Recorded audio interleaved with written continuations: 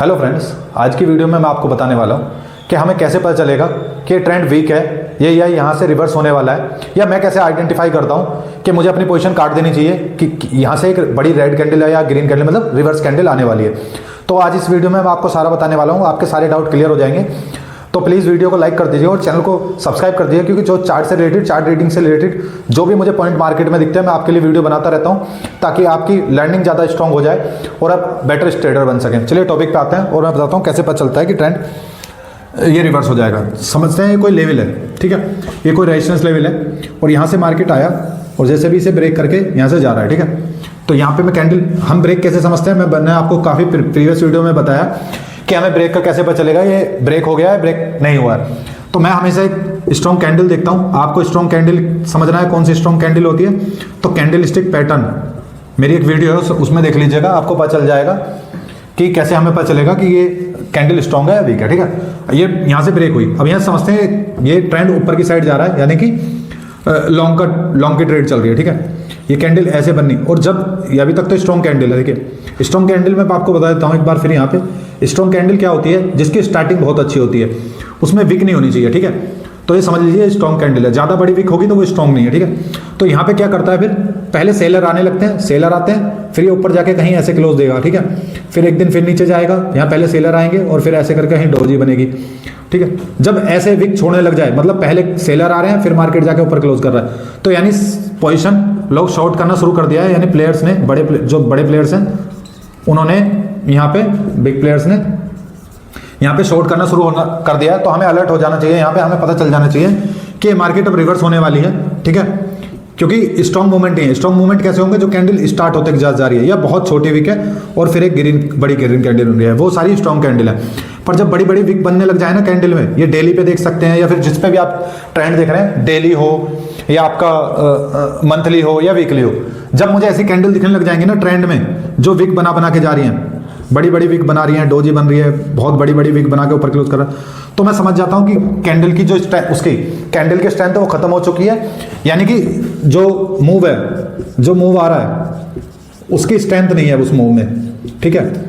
अब मैं बताऊंगा यहाँ से ये स्ट्रेंथ आपको चल गई, तो आपको जब मैं ऐसा दिखता है, मुझे जब भी ऐसी विक बनने लग जाती है, मैं ऊपर की ट्रेड जिसमें जैसे लॉन्ग की मेरी ट्रेड है, मैं लेना बंद कर देता हूँ कि अब मैं बाइंग नहीं करूँगा, चाहे कुछ भी हो जाए, मैं इसमें बाइंग और नहीं करने वाला। ये आपको समझना होगा, और आपको जब भी ऐसा दिखे तो आपको समझ जाना है कि मुझे बाइंग की ट्रेड नहीं करनी, क्योंकि मूव बेकार हो चुका है। क्योंकि यहाँ से जाके ना, जब भी देखो मैं आपको बताता हूँ, जब भी कैंडल वीक बना के जा रही है ना, पहले नीचे आ रही है और वीक बना के जा रही है, वो ज़्यादा दूर तक जा नहीं पाएगी। आप कभी भी चार्ट खोल लीजिए, कोई भी चार्ट खोलिएगा और उसमें देखिएगा, जिसमें बड़ी वीक बनी होगी ना, वो कैंडल कहीं नहीं गई होगी, या तो वो ऐसे करके कहीं डोजी बना देगी या फिर बस इतनी ग्रीन कैंडल विक बनाई, बहुत बड़ी विक बना रखी होगी, किसी भी चार्ट में देख लेना, और फिर ऊपर जा रहा होगा, आपको लगे निकल गया, पर ये जाके या तो डोजी बना रहा होगा जो मैंने पहले बताया, या फिर बस इतनी है मर, उससे ज़्यादा बड़ा कभी ट्रेंड नहीं आ सकता। बहुत कम पॉसिबिलिटी है कोई कैंडल आपको ऐसे मिल जाए, पर ज़्यादातर डोजी मिलेंगी जो बड़ी विक होगी, ठीक है।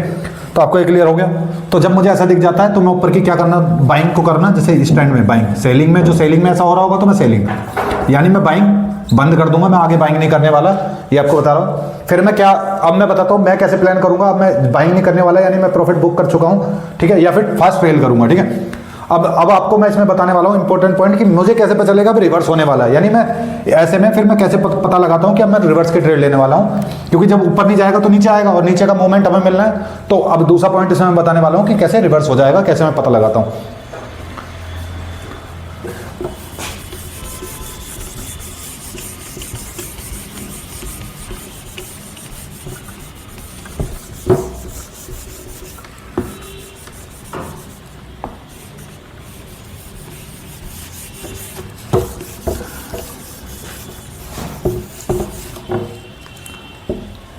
अब मैं इसमें आपको बता रहा था कि ये विक बनाने लग गया और मैंने ऊपर बाइंग करना बंद कर दिया, मैं छोड़ देता हूँ। अब मुझे कैसे पता चलेगा रिवर्स हो सकता है या नीचे जा सकता है, और मैं अब क्या करूँगा, जब मैं बाइंग में नहीं हूँ तो अब किस साइड की ट्रेड देखना शुरू करूँगा, सेलिंग की। अब चाहे कितना भी मार्केट ऊपर चला जाए, मैं बाइंग नहीं करने वाला, मैं क्या करूँगा, अब सेलिंग।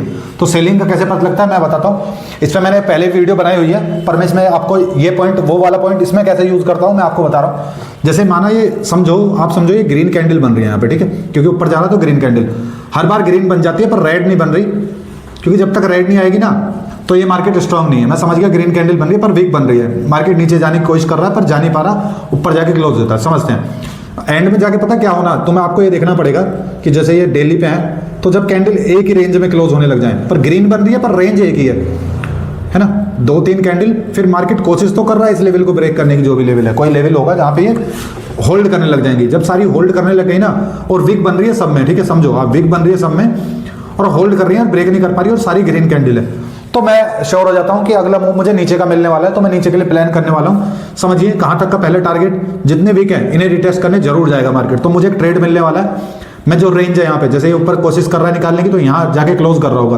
तो छोटे टाइम फ्रेम पे यहाँ कोई रेंज आ रही होगी, मैं उस रेंज को मार्क कर लूंगा, और जब भी इसे ब्रेक करेगा तो मेरे को पता चल जाता है कि एक बड़ा मूव नीचे की साइड आने वाला है, जो मैं पकड़ूंगा।